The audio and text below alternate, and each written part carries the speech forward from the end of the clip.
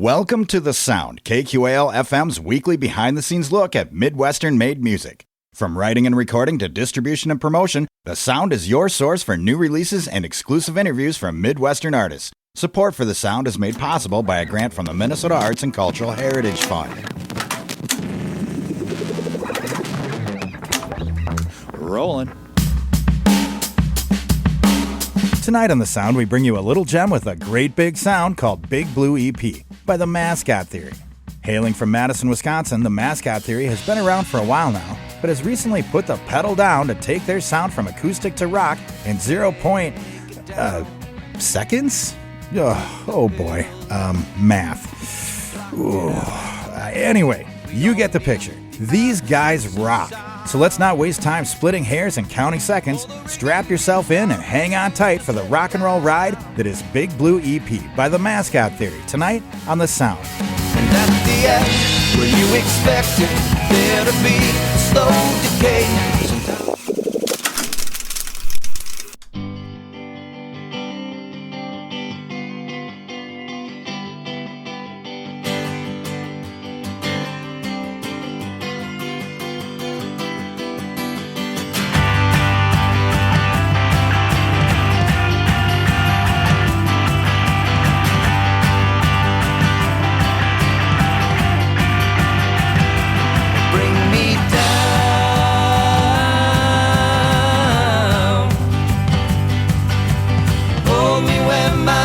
Don't touch the ground.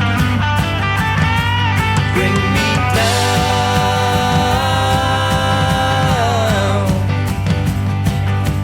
I can't see with my head up in the clouds. If I'm sick and turning pale, call the winds to drive my sail. Just a spoonful, something I can take when I drift away.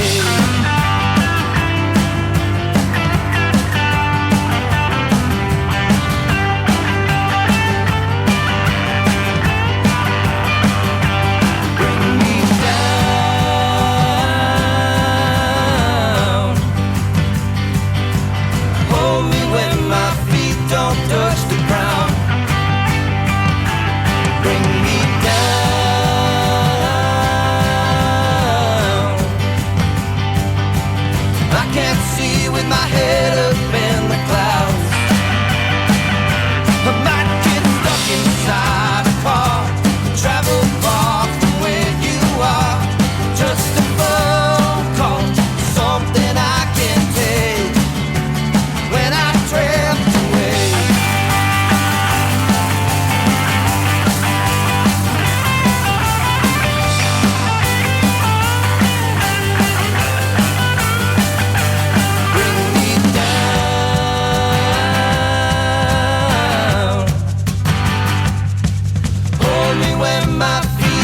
Touch the ground, bring me down.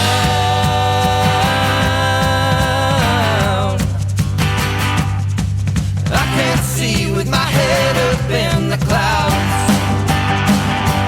When the walls are torn away and there's nothing left to say, but be my shelter, something I can take.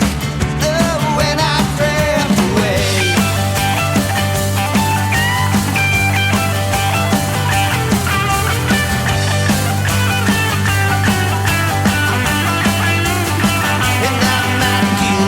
Along the way, I might die before I wake.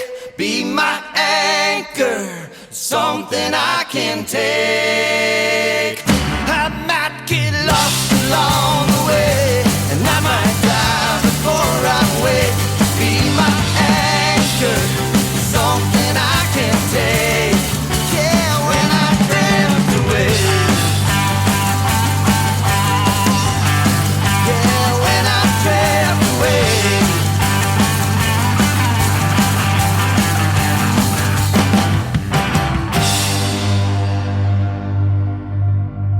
That was When I Drift Away, and that is a track from the Big Blue EP. It's an album from the Mascot Theory from Madison, Wisconsin. And I have a treat tonight. I have Eric Chelland from the band with me tonight on the phone.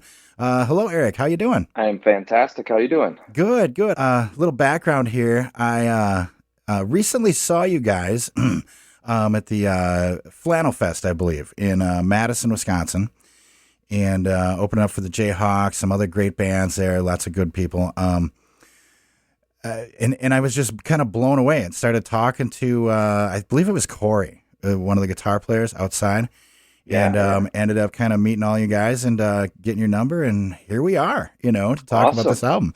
And you told me there's some other stuff maybe coming out in the future. We'll get to that later, but yeah, we thought we'd go through this album, play it for folks here in our area, and so here we are.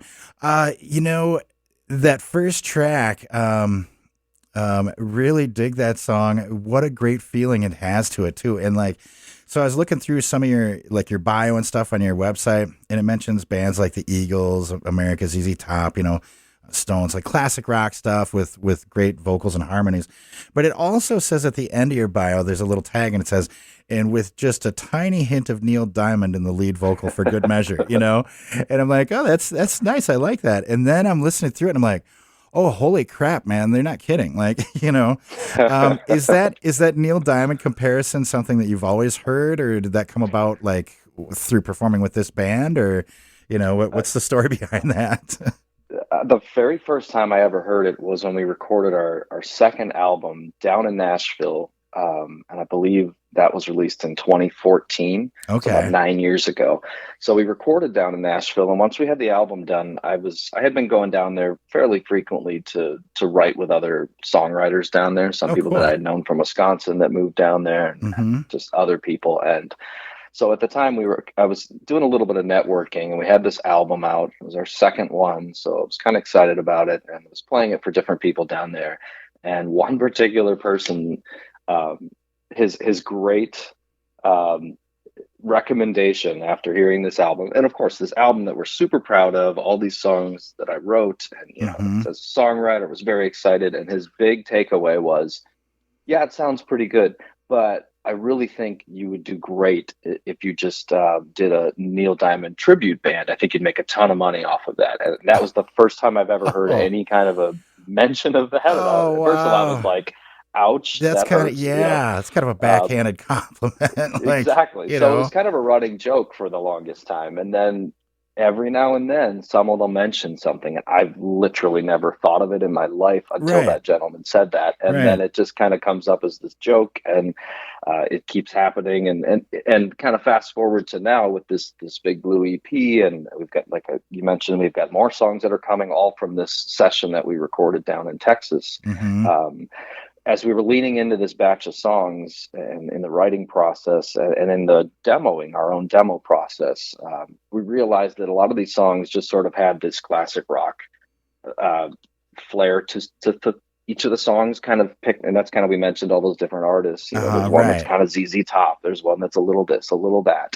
And so that classic idea of some of these artists kind of popped up, and that's what we ended up kind of tossing into that bio, and that tiny little Neil Diamond thing in there just for kicks. Well, that's the funny thing is, because I read it first also and then heard it. You know what I mean? Because after seeing you guys, that didn't occur to me. But then when I read it, I listened differently, I think, so it's kind of funny. Yeah. So you guys have been kicking around here in Wisconsin for quite some time, about a decade or more. Can you take me back to the beginning of the band? How did the Mascot Theory get its start? So the bass player in the band, Nick Fry, he and I have been in bands together for over 2 decades. Okay. Pretty much now. And starting back just out of college, we knew each other in college. We were both in different bands. And so once we got out of college at UW-Platteville, we both just happened to move to Madison right after that. And then we decided to start a band. We played in that band. It was a bar band. We always had originals, but we also did a lot of covers too, to satisfy the bar band crowds. But after doing that for about 5 or 6 years, it was getting pretty evident that the bar scene wasn't really something that we were going to be able to do with full-time jobs anymore. And and also I think I had my first child at that point, so it was really hard to come home at bar time and actually have to be dad then, right? The kid, exactly. Yeah, totally. So not too long after that, and a few years of going back and forth to Nashville with friends and stuff and doing some writing, it was the point where we're like, okay, we're not doing this anymore. Like, if I need to play in coffee houses and wineries where I can get home by 10 o'clock. Right.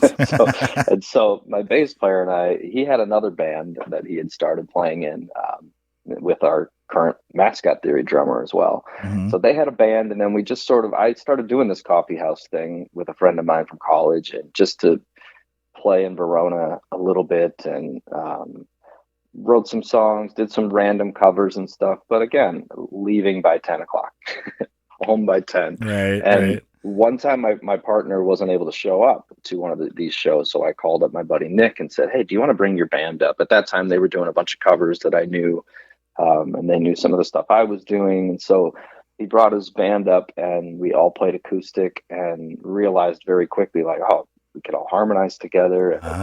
It was a real folky sound, definitely leaning more into that Lumineers, Mumford & Sons kind of folk explosion that happened around that time. So we started doing that. And then, accidentally I grabbed a name off of a list of future band names, and we wanted to have something to put on the poster. So I grabbed the Mascot Theory, and we kind of kept that for the moment. And then eventually we sort of morphed into this actual band where I started writing some songs, and I said to the guys, I think that we have something here, and then the harmonies and stuff. And I have this batch of songs. If you're interested in making this kind of a real band, at least for an album, I love recording, writing. So I always have one foot in the next record.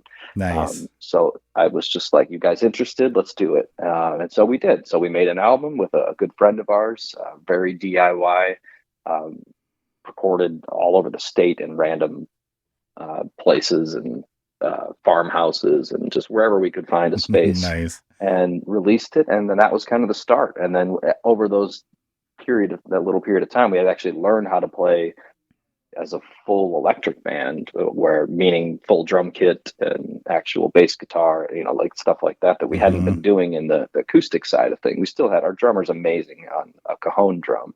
So it was always high energy, even on the acoustic shows. But yeah, that was something early on. It just seemed like it was a really cool thing. And that's how it started. Wow. And 12 years later. Yeah. Amazing, huh? I love it.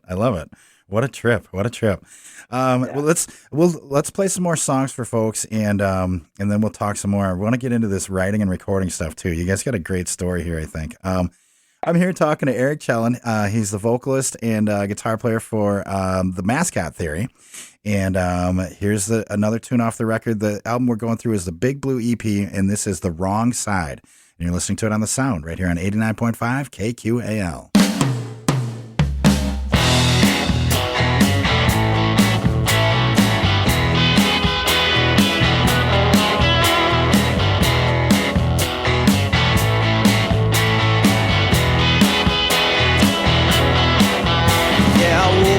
On the wrong side of the tracks again, and I mixed up all my signals, somehow lost a friend. Now I'm learning how to make a smile again, as I try to find my place here on the wrong side.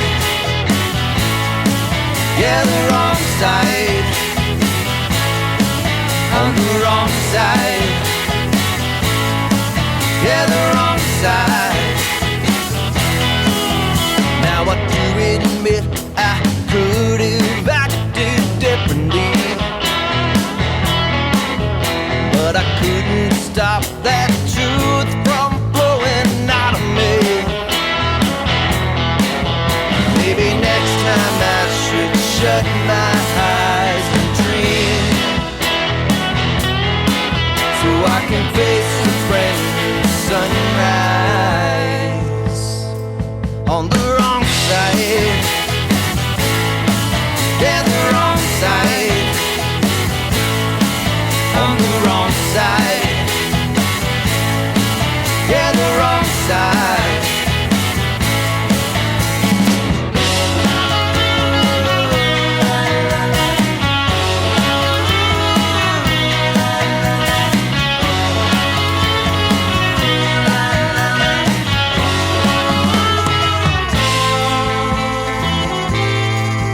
and I'm okay. I'm feeling pretty good today. As I try to find my place here on the wrong side. Yeah, the wrong side. On the wrong side. Yeah, the wrong side.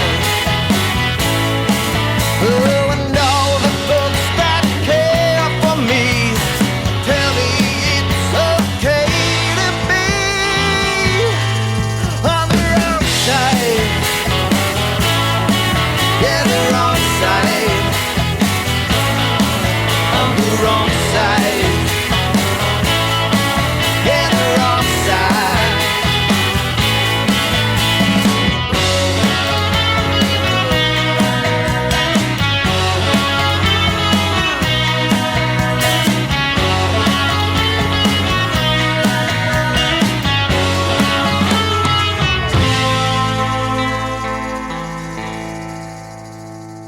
That was The Wrong Side, and that's a track from the Big Blue EP. It's the latest album from the Mascot Theory out of Madison, Wisconsin.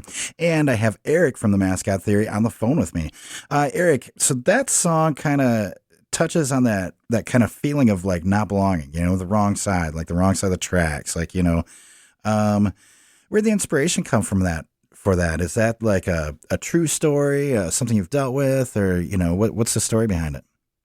With most of how I write, lyrically speaking, it's a lot of, there might be some specific things behind it, stories and everything, but I try to generalize as much as I can so other people can kind of put their head into it a little bit. Yeah.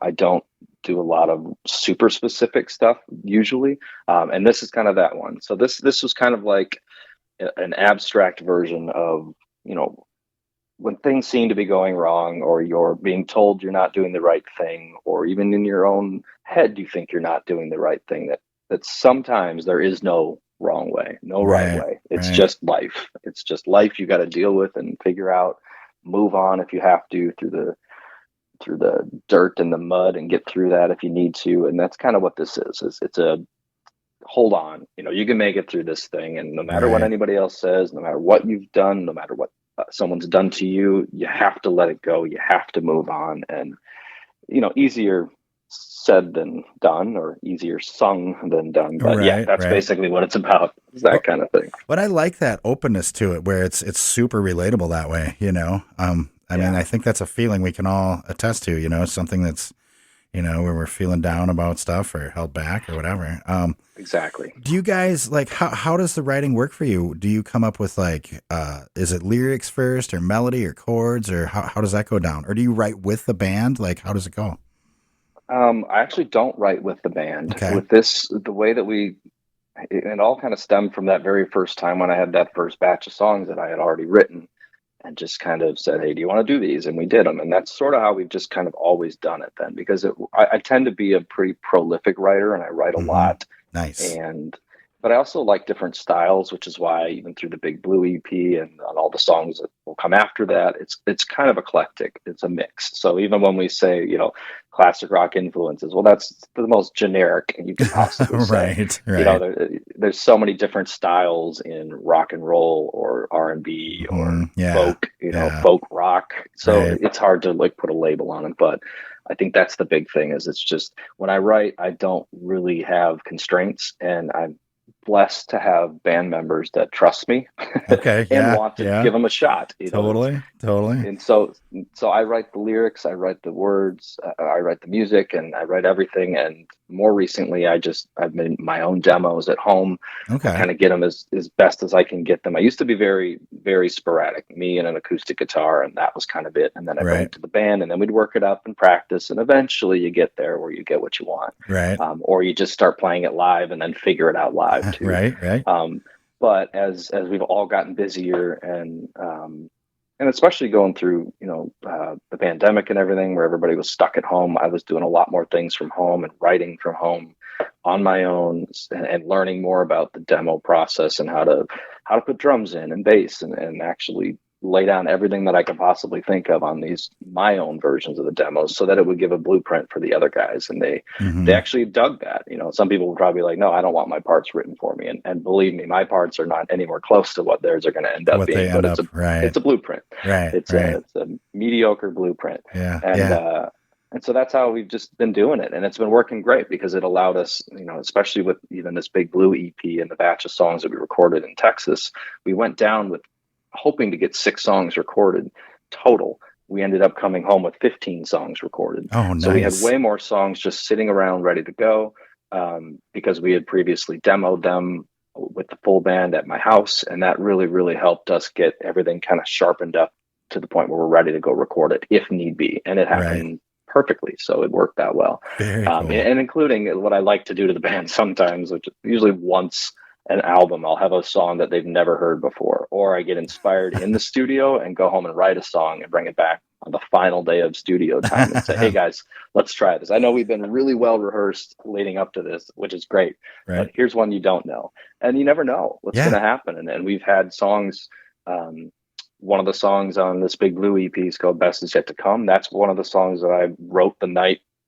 after we had a session, and I brought it to the band, and we had a little bit of time the next day and we recorded it. And now it's one of the songs we play the most. Right. And we tend to do that. And that's that happens awesome. Frequently. Yeah. And they expect it. Yeah, you got it. Well, you got to inject some variety like that, right? In your method, I think, in your process, when you're like, because you had mentioned this a little bit, like that you try to sketch out the tunes as complete as it can be, but their parts are going to be different than yours anyway, right? They're going to kind of like expand on it, right? Does that ever change like the structure of the song too, like in happy accident ways, or? Almost never, unless we are really trying, we'll mess with the tempos a little bit. Okay. The biggest thing is if there's a section where it's instrumental, guitar solos. The next song that you're going to play, I'm thinking is probably Lavender Blues. Yeah. And that particular song has a pretty large instrumental section and a lot of different parts for the guitar stuff. I am not a guitar whiz at all. My guitar player, Corey, is one of the best guitar players in the state, I would say. Super fun to watch, too. He's so fun. And he's so talented with that rock style and blues. And he's just so good that particular song was like, I'm not mocking any of that up in my stuff. It's just like, here's a section, you're going to play some cool stuff. And then he and I worked on it in our demoing process with the band, and we would sit down together, and, he's really great at soloing, but I'm also really good at, finding melodies inside, and licks and riffs inside of, obviously from a lyrical standpoint, a music or a vocal standpoint, but also when it comes to these, guitar playing. I have my favorite guitar player, easily hands down, is David Gilmour of Pink Floyd. Cool. And the reason is because those solos, you can sing them if you've heard them enough times. You know them. It's impressive. It's maybe not as impressive as like a super fast, amazing picker or a Hendrix or something with that much power. His stuff is like purposeful. It's melodic, and to me, it's another voice. And so that's what we were kind of working on, was how can I help this guitar player who's got way more talent in his little pinky than I have guitar playing wise in my entire body, and how do we work together? And it was perfect. And Lavender Blues was a perfect example of that, because we were able to pick out different chunks. It was like, this is a pretty long solo section, so how can we have movements through the whole thing, but not just movements of, look how fast I can play. It's what kind of riffs are we doing? What can we tie back into maybe a lyric or something else? And that collaboration between the two of us really shined on this entire batch of songs that we did. Very cool. Yeah. And that tune in particular, man, really stood out to me live too, because it's exactly what you just said. Like the guitar things that are happening in that song. The song reminds me, it's very kind of cinematic almost, it's like setting the scene, and it's not all blazing fast stuff. Some of it is just super cool melodies, super cool notes placed in the right parts, and just really, really makes for a great live show. Really shows off the way you guys click together and everything, I think too. You touched a little bit on going down to Texas to record. I want to talk about that, but let's go ahead and play Lavender Blues for folks so they can hear what we're saying, hear what we're talking about here. And then we'll talk about how this all went down. I'm here talking to Eric Chellin, and he's from the band Mascot Theory from Madison, Wisconsin. Their latest EP is called Big Blue EP, and we're playing through that right now. This tune is called Lavender Blues, and you're hearing it on the sound on 89.5 KQAL.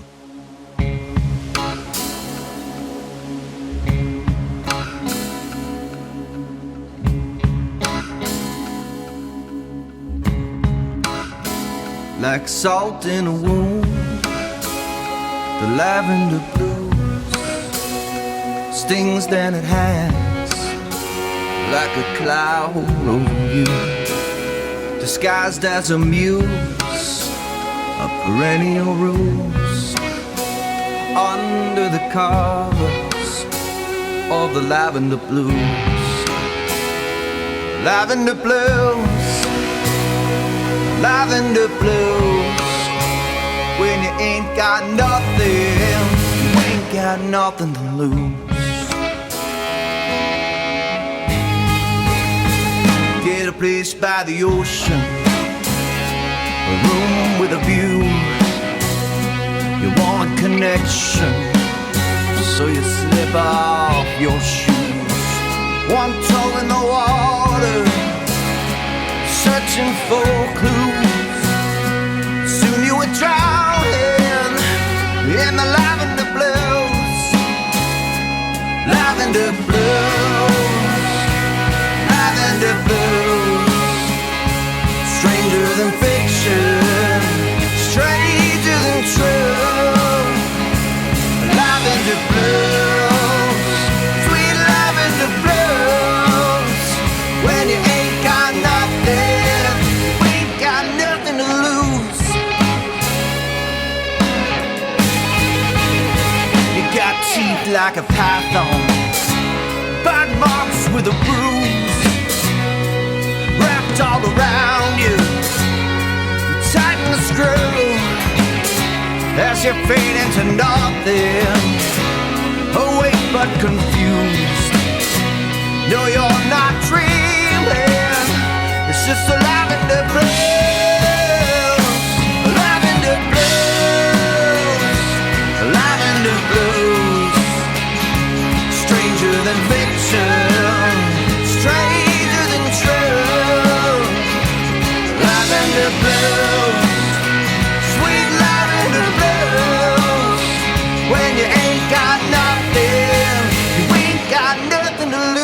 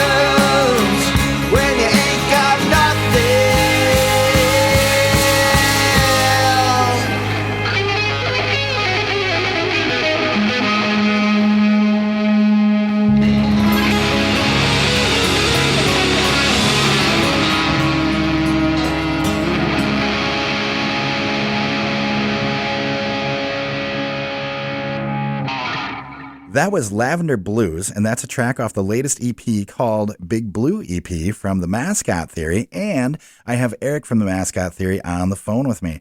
Eric, like I said, that tune just really stood out to me live. Like I said, very cinematic with all the guitar stuff, like you were talking about, how it's written very intentionally as melody and like another voice, right?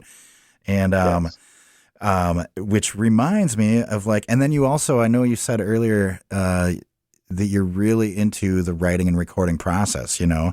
And it sounds like you guys had quite a ride to record. You guys went down to Texas and recorded this at was it Sonic Ranch, I think, right? Yes. Sonic Ranch Studios or something. And it sounds like you got a lot more out of those sessions than you kind of planned. Can you tell us how that all went down?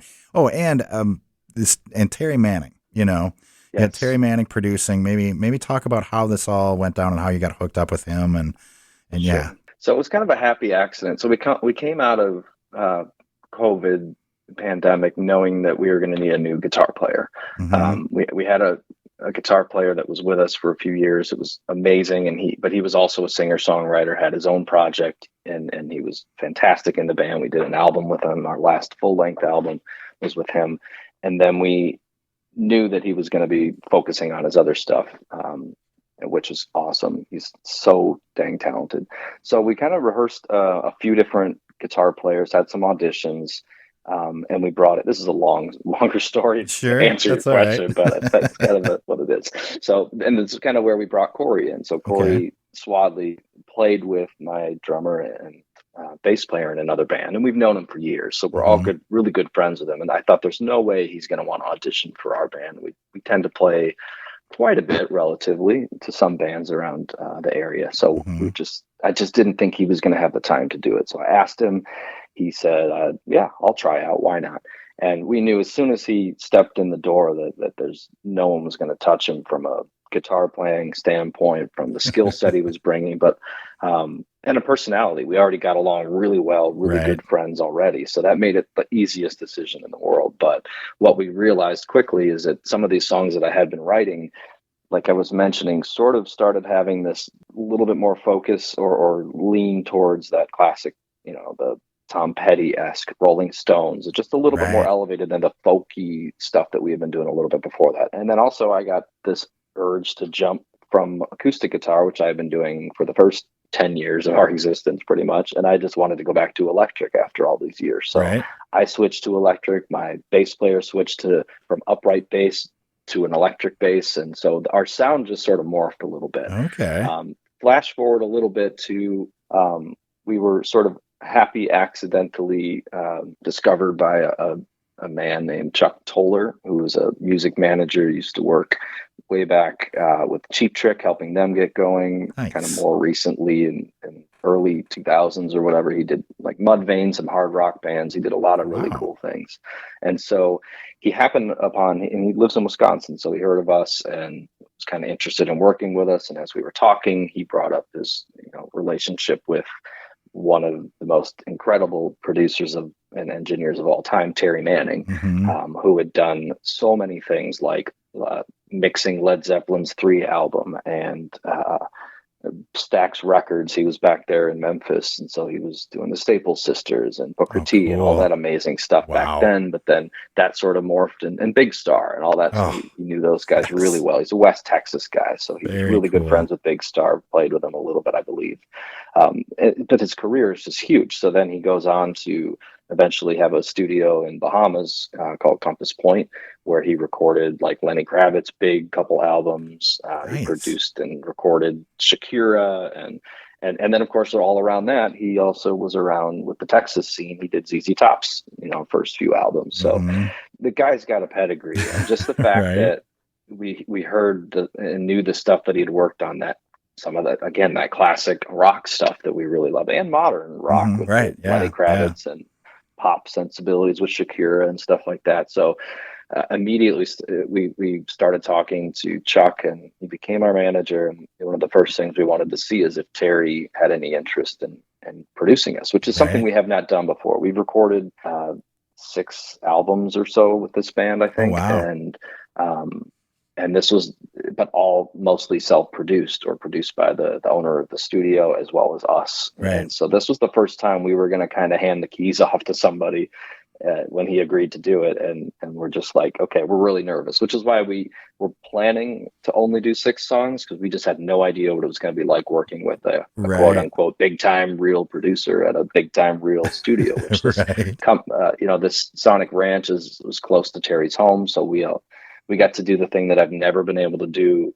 And I've recorded with many other bands, probably over 25 albums, but I've never had the chance to really just sit down with the band in a one session, consecutive days, just do it, knock it out. And this was that chance. So this was the most amazing. We did 7 days down at Sonic Ranch, which is like right on the border, just east of El Paso. It's all this pecan farm. This goes for miles and miles. And then there's just these studio buildings and it's just super isolated. It's such a space that you just go in and you are living on this kind of campus area. You're getting food there. You've got catering, and it's just this incredible experience where it's just you have no distractions.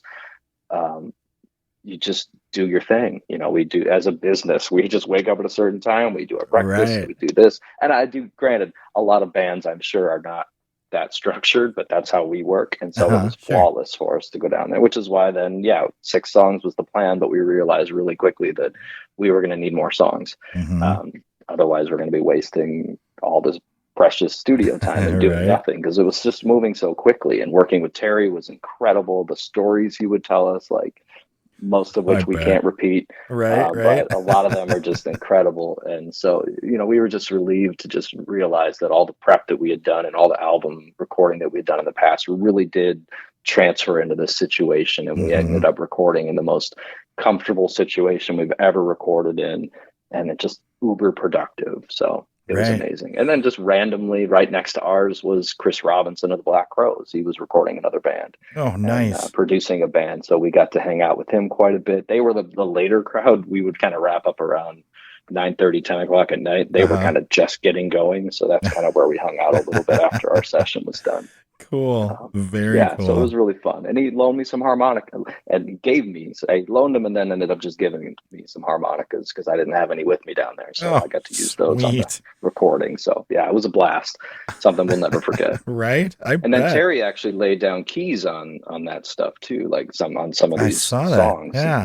So when we came back, we immediately, after we recorded everything, we realized we really needed to get a keyboard player. And that's where we ended up bringing in our friend Brandon, who I didn't even know played keys. I knew he's a great guitar player as well. And I just happened to see a picture or a Facebook post where he was playing keyboard. So I reached out immediately like, I didn't know you played keys, and do you have any interest? And he's been just an amazing addition to the band since then too, that we can kind of work up these songs and these recordings and those parts and expand on the other stuff that we didn't record, the older stuff too. And he's a great guitar player, so we can toss him a guitar every now and then for certain things. So it was a blast. Oh, that's awesome, man. It sounds like such a great experience.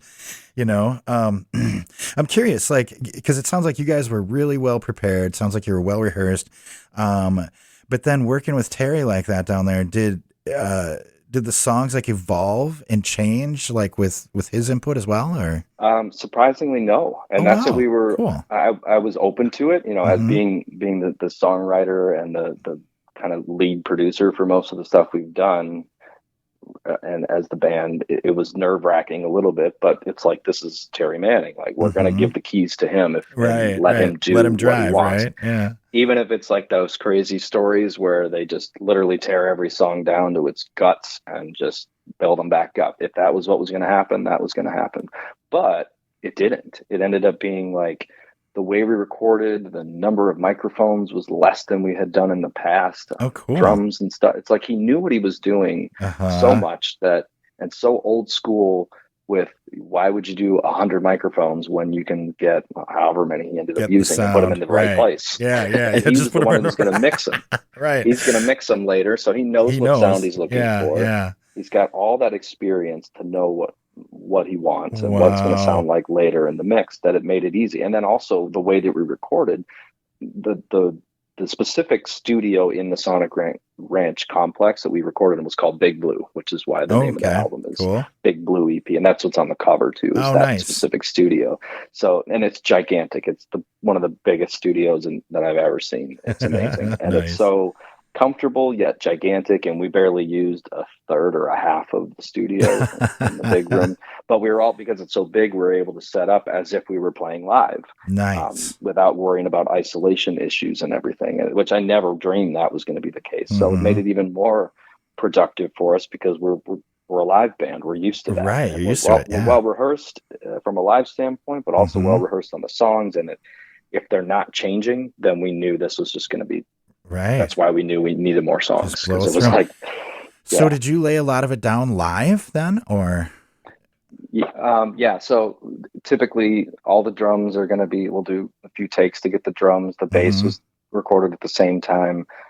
My poor bass player had a kidney stone at the time. So Oh, but he damn. wasn't stopping him from getting on that. Once the doctor gave him the okay to go, he came Cool. with us and he was able to knock that stuff out and then nap. Right. But he laid that stuff down at the same time as drums. Everything was recorded at the same time. But then we would do some overdubs in the studio, which is also even a very comfortable thing. We were Mm-hmm. right next to the mixing board, right next to Terry, and just we kind of had the amp cranked so loud you don't even want to be in that giant room with how Right. loud these amps were. So we didn't have to be in the room with it. We just kind of got to sit next to him and Uh-huh. work through them. And it was just a few takes or 1, 2, 3 takes of most of this stuff, and we overdubbed it. And then the only time I ever put on headphones, which was crazy because that's normally what you got to do, Mm-hmm. was when I had to do acoustic or vocals when you really don't want that bleed. When you're But in the room with the mic, right? Yeah. yeah, so even Wow. when we recorded live or in the drum part of it, none of us had headphones on, which is crazy. So it was Right. literally like a live show. Very It cool. was amazing. Very cool. But we didn't break the songs down. They didn't get torn down. They just Right. He liked what we had. He liked exactly what, because we, they're very well thought out as how we do Mhm. these things, and we test them live, so we Right. see how they're going. Right. That doesn't mean there's one certain way to do it, but we were prepared for him to just tear them all apart and build them back up, and it didn't happen. And Right. So Didn't need to, it was right? it was perfect. Yeah. It was so good. Yeah. Very cool. Very cool. Well, let's hear some more. Let's play another tune. And I'm here talking to Eric Chelland.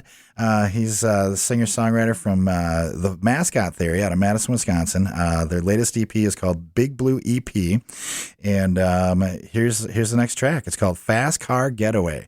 And you're listening to it on The Sound on 89.5 KQAL.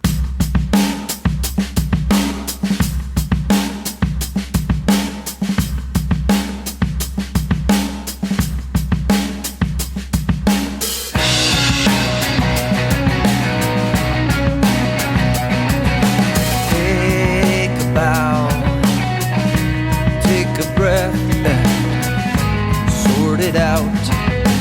You don't need the spotlight right now. And take it down, take the pill, block it out. We all need the absence of sound for the ringing in our ears to settle down. And at the end, where you expected there to be a slow decay, sometimes the story gets an ending with a fast car getaway. Take a bow, take a bow, take one last look around. Take a bow, take a bow, take one last look around.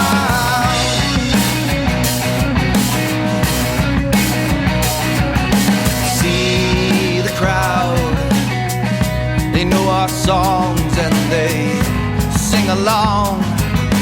Scatter words like pennies on the ground. But a day will come when they'll sing all the words to someone else's songs. And at the end, were you expecting there to be a slow decay? Sometimes the story gets an ending with a fast car getaway. Take a bow, take a bow, take one last look around. Take a bow, take a bow, take one last look around. Take a bow, take a bow, take one last look around. Take a bow, take a bow, take one last look around.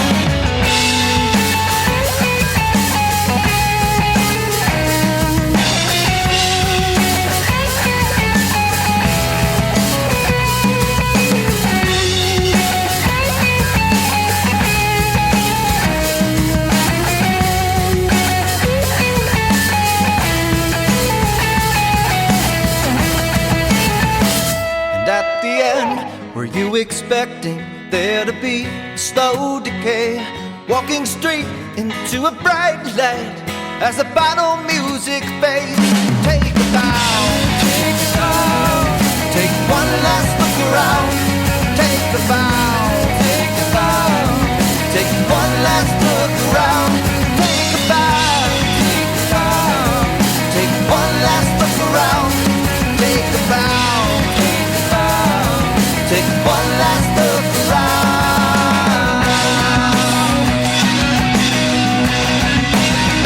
That was Fast Car Getaway, and that's a track from the latest album from the Mascot Theory called Big Blue EP. And I have Eric from the Mascot Theory on the phone with me tonight.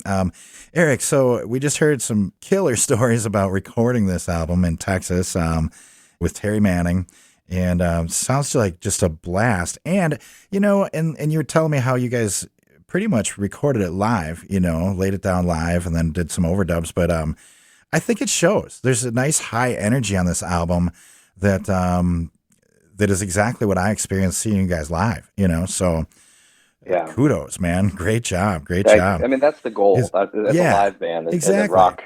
Yeah. You're just trying to like figure out how can you possibly get energy into something that has no energy as far as from a crowd that's standpoint. That's just right. Yeah. And a volume. You don't control how loud they're going to listen to it. Obviously, you can take almost any album and put it on giant speakers or on a car stereo and crank it up. It's going to sound pretty good. Right. What does it sound like live? Or what does it sound like when it's not loud? Yeah. And then does it still have energy? And that was... And as a vocalist, that was a big thing too that I was trying to focus on when I was doing my vocals for all of it. It was how can I really pump myself up every take to make sure that it has the energy that it would just naturally have live, which is hard, very, very hard to do from a vocal. And because you're also focusing on, well, I got to hit these notes properly and hit this properly and make sure I hit this, but also it's got to have energy. It's like a lot to think about. But again, the whole experience was just like flawless. It was just like, I don't know. It's hard to describe a little bit, but it was after recording so many albums and so much material. And then just there's, you know, a bit of a validation for us. It's it's very self-serving for us. But going into this situation, we all had nerves to the max, thinking we're going to go work with this big time producer who's worked with all these artists. And what are we, this little Wisconsin band coming down? How are we going to fare? Right. And you know, to come away with the amount of material that we had and the quality that it was, and the fact that we didn't have to didn't change anything really major coming out of that, it was just incredible. And you know, Terry gave us some amazing compliments about, you know, he's like, I don't think I've ever had anybody more productive than this band, and that's just like, wow, you know, that's a compliment. So, yeah. So just the amount, the validation that we got coming out of it was just, I don't know, it's just something we didn't expect. Right. It was good. It was good. Awesome, man. Awesome. You know, and I noticed too, it looks like you've released most of these tracks as singles also. What are your thoughts on that? Like in this modern day of streaming, you know what I mean? Like, cause I'm holding the disc in my hand right now, you know, the Mascot Theory, Big Blue EP. Which is rare these days, and unfortunately. Yeah, exactly. And a lot of times, and people will listen to playlists, so they'll hear like one or two of your tunes, but mixed in with hundreds of others.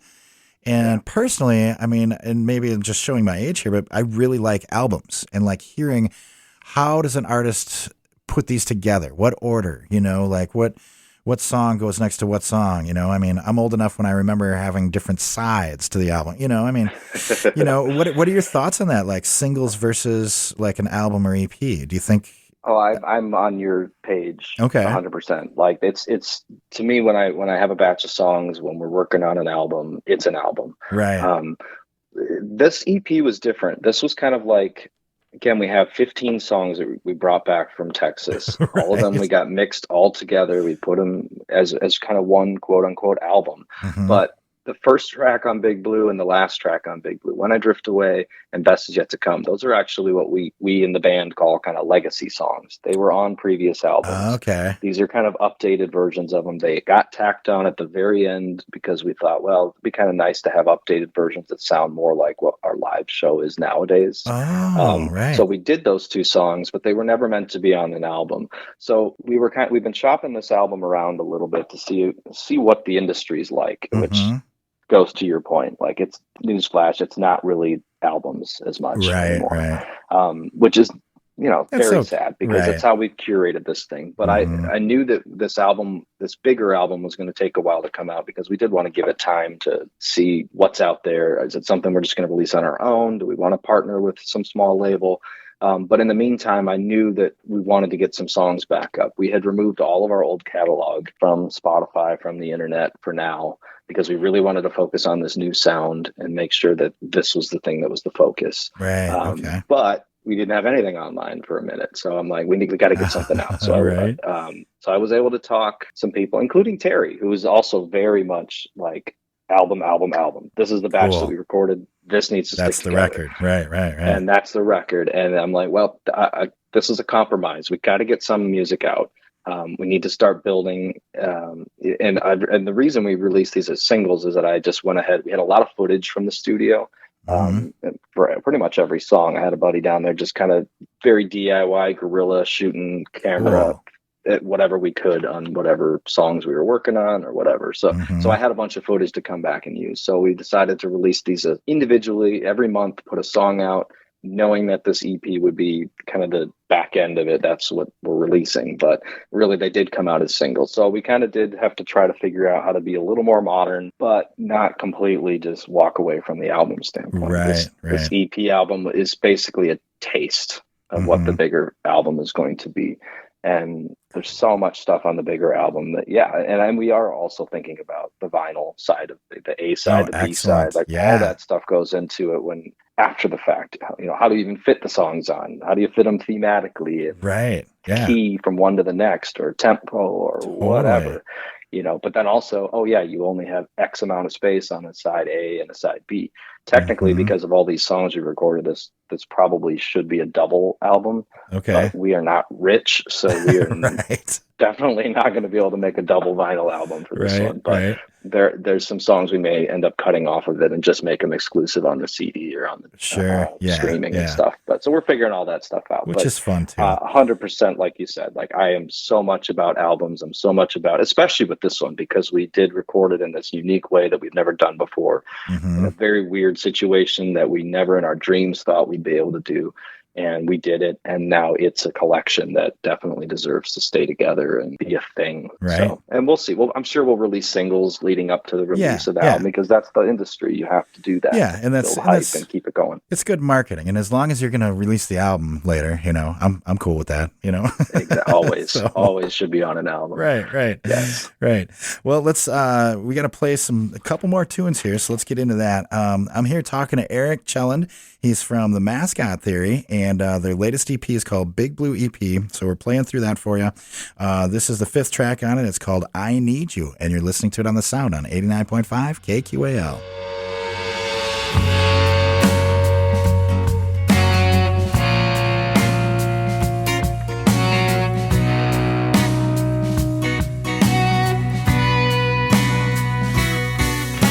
My thoughts are spinning like a turntable.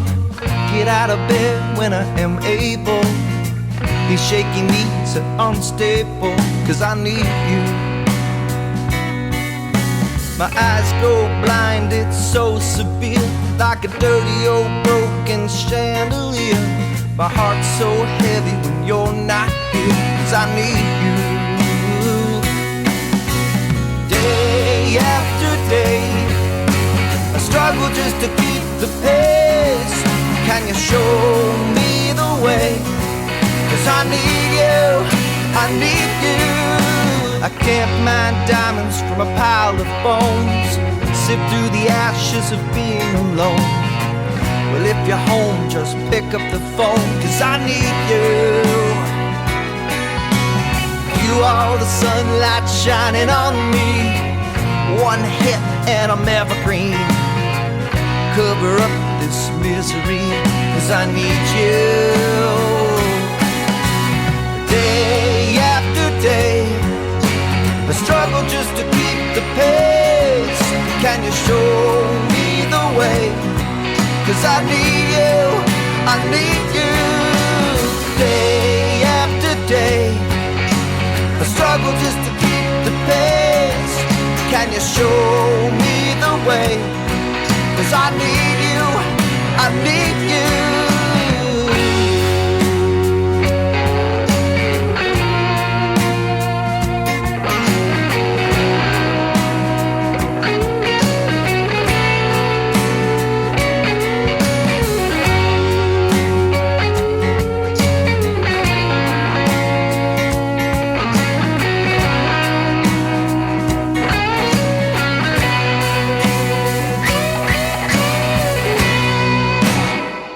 Here floating away as the shoreline fades, like a ship about to hit waves.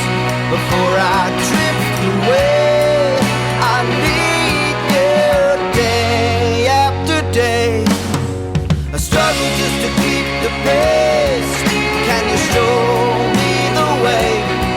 'Cause I need you, I need you.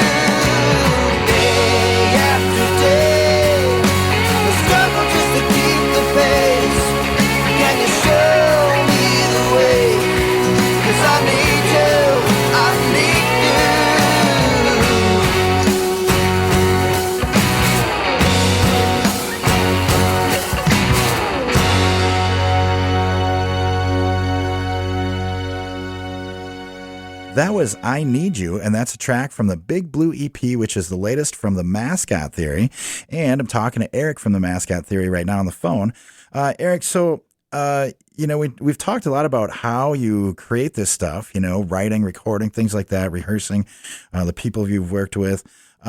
What about like what you take in? What inspires you? Like what's in your player right now, or what's something you've been into lately, Oof.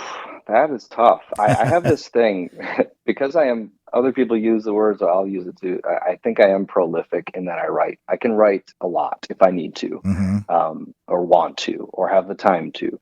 And so the pandemic helped a lot in ways of having a lot of free time all of a sudden. So there was a bunch of songs that were written then. But I find that if I listen to a lot of music, I immediately need to run to my guitar, and because I get inspired and want to write. So nice. I try not to listen to too much music, but that's the goal, but it never works, so a lot of times I just have to ignore these little nuggets that pop in my head or ideas, because I'm like, no, I'm just trying to enjoy this Pink Floyd album. I'm just for what it is. But my favorite band easily is the Beatles, and that's what inspired me to want to do stuff. That's a pretty generic answer for most folks, I suppose. Beatles, Stones. Nothing wrong with Beatles and Stones, man. Yeah. That anthology came out at the perfect time when my parents were able to experience it again, the Beatles revolution again, and I was experiencing it really for the first time, even though I'd heard a lot of those songs on the oldies stations. I didn't get the inspiration to want to even pick up a guitar or start writing songs until high school, when that kind of came out. So that's always on my playlist of things to listen to. And then I really got into Pink Floyd. And again, the guitar playing of Gilmour was just amazing. Right. And then, I guess if you want to say modern, which is not really modern anymore, but Wilco is probably my favorite, easily modern-ish band. Cool. Not really modern anymore, but 90s, 2000s. But they're still kicking. They're still creating albums, which is awesome. So them, I love Radiohead. I love a lot of stuff. War on Drugs. Right on. You got to have variety too, right? So for sure. And like I said, when I write, I don't try to pigeontail what I'm writing. I really am just like, let it go where it goes. And, it's going to have a voice on it, whether it sounds like Neil Diamond or not, that's questionable, but it's going to have that voice on it always. So that's always going to tie these songs together. My voice will tie it together. Tie it together. Better for worse, that's what it's going to be. So, but if it's a very different, all these songs, even on this Big Blue EP, from one to the next, they're pretty different, I think. And so it's the type of thing where I'm going to let inspiration come wherever it comes from, let the song go where it needs to go in my demoing process. And then always what happens, it'll get to the full band. When we go to demo it, it'll just get faster. That's always right. A little more rocking, right? For sure. It's more live, and it's this works. And there's, like you said, there's a good variety on the EP, but also it sounds very cohesive. It sounds like a band. Because you guys are, you can feel and hear that you guys click like that, which is cool. That's what it should be. How should, if people want to find out where you guys are playing, when the new releases are going to come out, stuff like that, where's the best place to go? You got a website? Yes, sir. We have themascottheory.com. Okay. That's going to have everything updated. We've got all the music videos from, and there's many of them for like 2 or 3 for each song off the Big Blue EP. Those are all up on there. Okay, nice. Some of them are kind of found footage, Sonic Ranch footage from the studio. Some of them are just real weird, quirky Post-it notes slapped together for a lyric video. I get really weird and creative. I do video editing. I'm a graphic designer. Oh, nice. So in addition to songwriting and crafting music, I also am always thinking about videos and how to do more with the music. Right, So right. that was one of the big things behind the releasing these singles was I'm not just going to pop singles on Spotify and that's it. We wanted to have videos to go with each of them, Right. multiple videos, trying to see if that, helps the algorithm, the almighty algorithm Exactly. that just wants to be fed content. So Right. we're trying to be modern in a not modern kind of way. Right, right. And just as creative as we possibly can. Yeah, So, well, that's what we're doing right now. You got the album, so I can listen to it in the car, but then I can come home and sometimes I like to play old school MTV on YouTube. Yeah. And so I can dial up your videos, right? And watch, so Exactly. I think that's a good strategy for sure. Oh, well, Eric, we're going to have to go. I want to squeeze this last tune in. So, pleasure talking to you. Absolutely loved seeing you guys live. Can't wait to see you again. And I scratched down here in my notes vinyl and underlined it. I can't wait till you guys come out with. I can't wait to hear the rest of the stuff you guys did down in the studio there, and I can't wait to get my hands on some vinyl of it. So yeah, thank you so much, man. Really appreciate it. Yeah, we'll do this again when we get that big album out too. Yes. Hopefully it'll be in. I think it's going to be sometime in the spring is my hope. Okay, so we'll cool. chat again when that comes out. Spring of 24. Awesome. That's the hope. Knock on wood. Awesome. Knock on wood for sure, man. Well. For sure. Yes. Well, between now and then, I'm going to be watching out for shows, and I'm sure I will see you around. So, excellent. Appreciate it. TheMascotTheory.com for more shows, folks. So go check them out. Thanks a lot, Eric. This last tune is called Best Is Yet to Come. It's from the Mascot Theory's latest EP called Big Blue EP, and you're listening to it on Sound on 89.5 KQAL.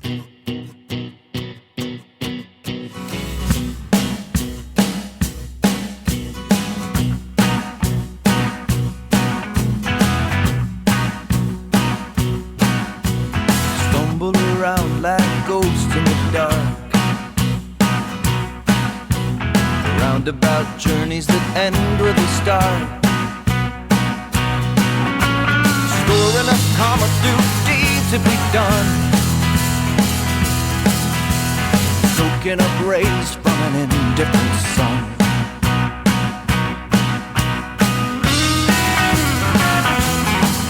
Now the planets don't care if we win or we lose.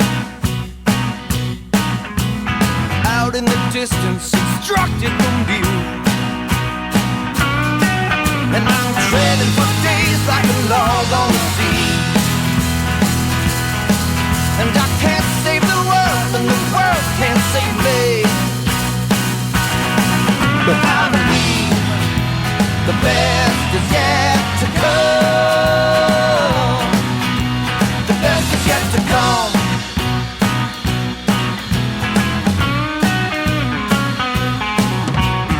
Trying to find the philosopher's stone. But the more I create, well, the less I control. Perpetual light of diamonds and dust,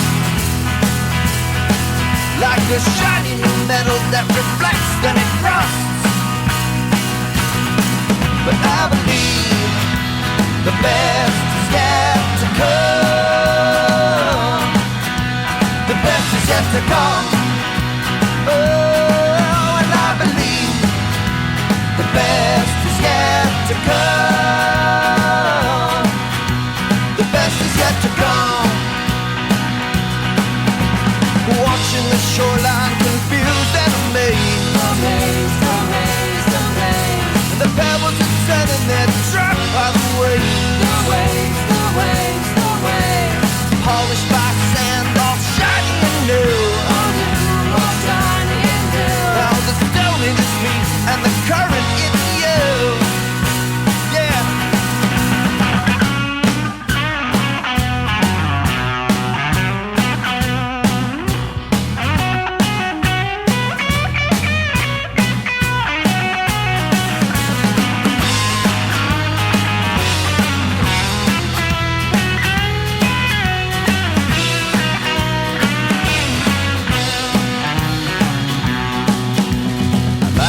blessing that stings when it bleeds. You know that power creates and power deceives. I can see this fight, but I won't give up the war. Like a moth to its flame, I come back for more. But I believe the best is yet to come. The best is yet to come. Oh, and I believe the best is yet to come. The best is yet to come. The best is yet to come. The best is yet to come.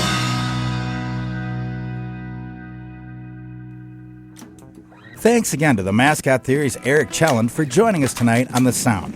To hear more from the Mascot Theory, check them out at themascottheory.com.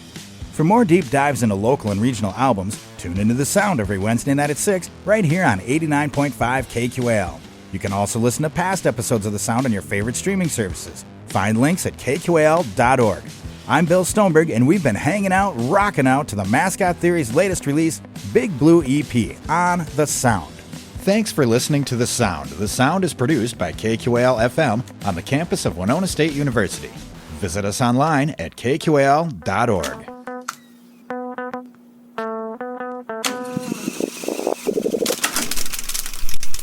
Theme music for The Sound provided by Mike Terrell of Fires of Denmark.